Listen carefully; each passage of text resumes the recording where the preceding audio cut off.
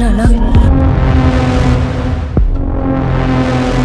మనల్ని ఎంత హింసించి మన కష్టాన్ని దోచుకుంటున్నారు. ప్రతి వాడిని వాడి పై వాడు దోచుకుంటాడు.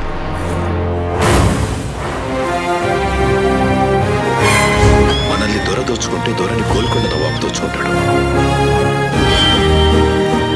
ఆ నవాబును ఢిల్లీలో ఉండే మొఘల్ చక్రవర్తి.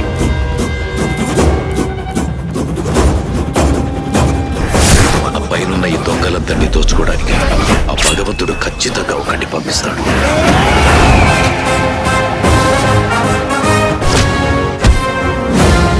వాడొచ్చి దొంగ దొరలందరినీ కలిసి చేస్తాడు.